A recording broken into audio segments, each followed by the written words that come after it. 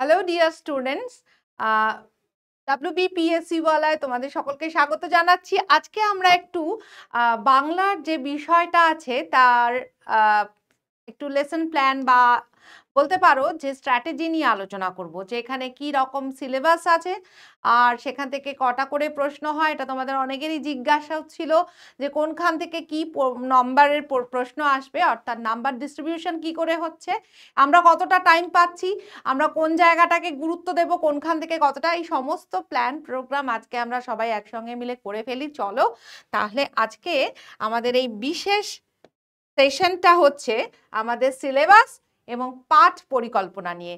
আমাদের কি কি পড়তে হবে এবং আমরা নিশ্চিন্ত মনে কিভাবে সমস্তটা পড়ে সম্পূর্ণ তৈরি হয়ে পরীক্ষা দিতে যাব, এবং একটা পূর্ব পরিকল্পনা। আমরা সবাই জানি পরিকল্পনা ছাড়া কোনো কিছু সার্থকভাবে রূপায়িত হতে পারে না। এজন্য আজকে আমরা প্রথমেই একটা পরিকল্পনা করে নিই। দেখো, এই যে বাংলা বিষয়টা না, এটাতে তো আমরা 30 নাম্বার পাচ্ছি, তাই তো? 30 নম্বরের পরীক্ষা, এবং এখানে কোথা থেকে প্রশ্ন আসবে, আমাদের যে বিষয়টা সেখানে থাকবে ভাষাগত বোধ পরীক্ষণ। প্রথম যেটা সেটাই হচ্ছে বোধ পরীক্ষণ।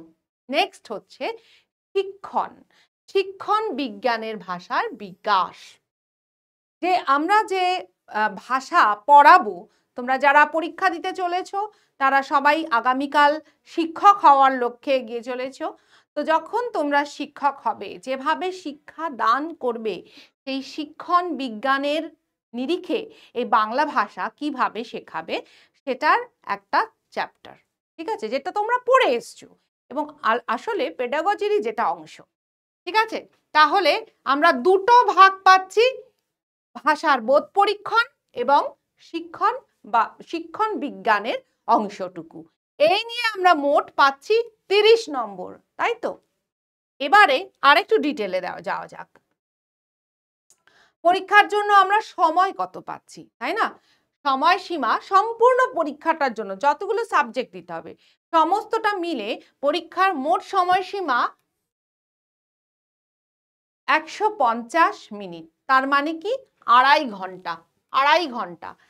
এখানে আমরা হিসেব করলে দেখতে পাবো যতগুলো সাবজেক্ট আছে এবং যত নাম্বার আছে সেখানে আমরা 30টা প্রশ্নের জন্য সময় পাবো 30 মিনিট, অর্থাৎ আধ ঘন্টা পরীক্ষার হলে। তো এই আধ ঘন্টাকে আমাদের খুব বুদ্ধি করে ব্যবহার করতে হবে।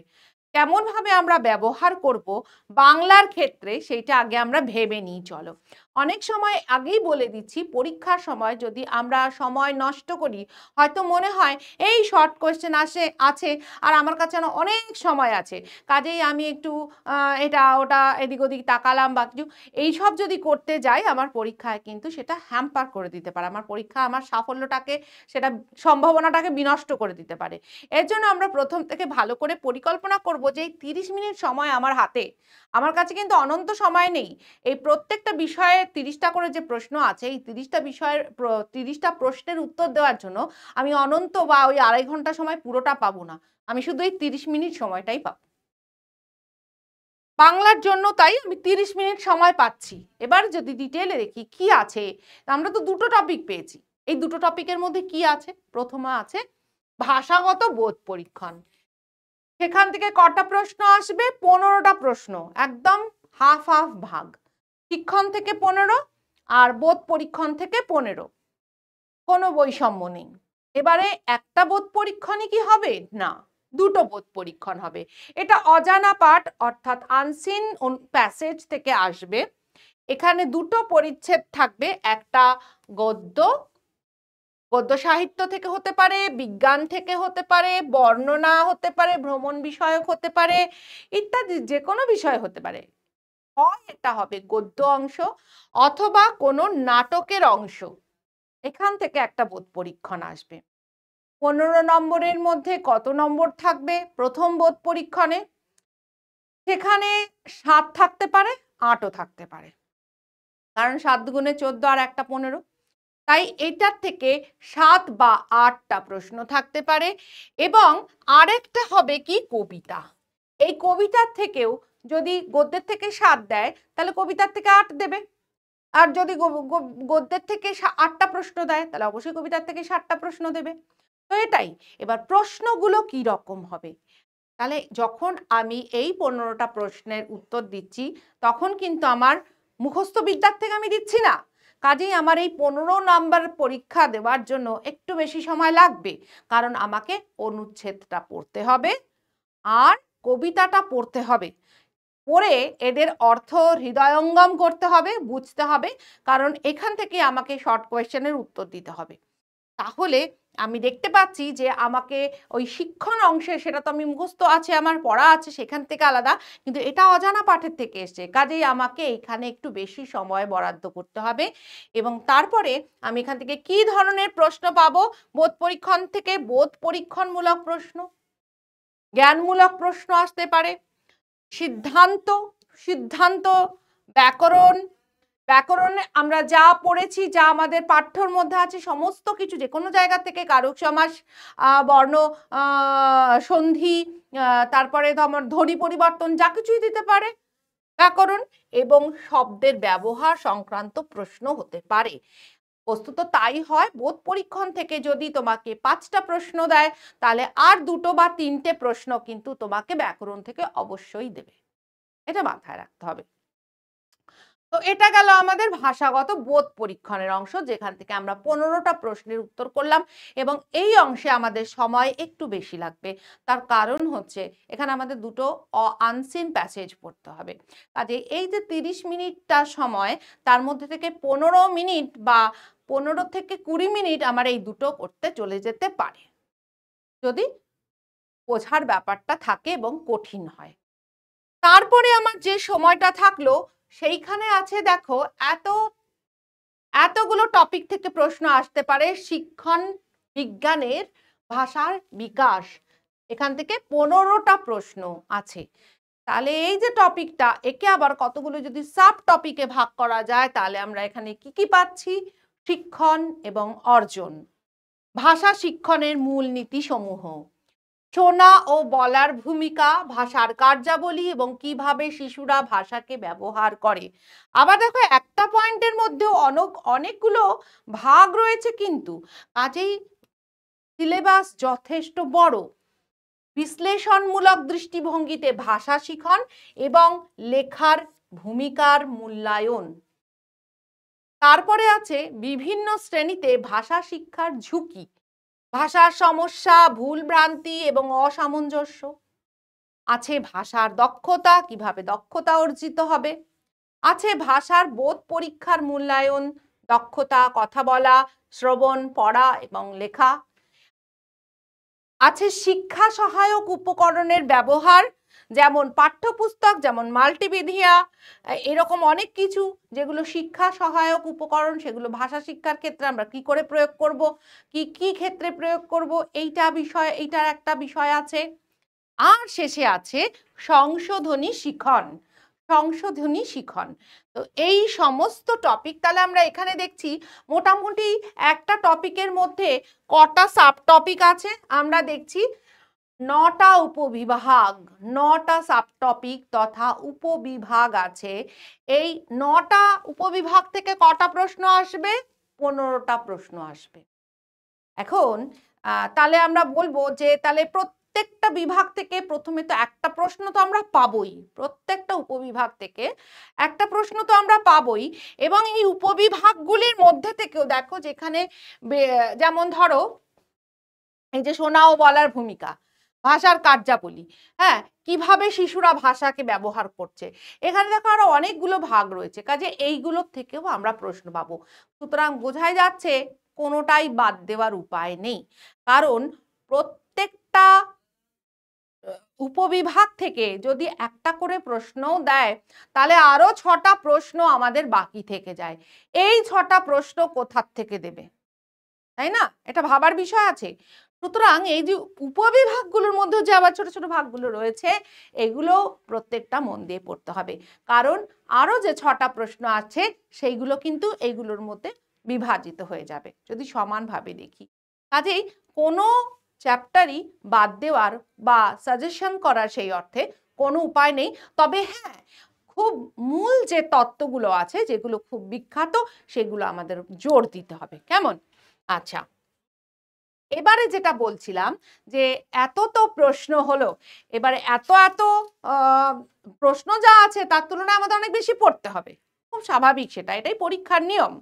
তো আমরা দেখছি যে বোধ পরীক্ষণের অংশটা আমাদেরকে বাঁচিয়ে দিয়েছে, তাই না? অর্থাৎ আমাদেরকে পুরো 30 নাম্বারের জন্য অন্তত এখানে পড়তে হচ্ছে না, পড়তে হচ্ছে কত নম্বরের জন্য? এই 15টি নাম্বারের জন্য।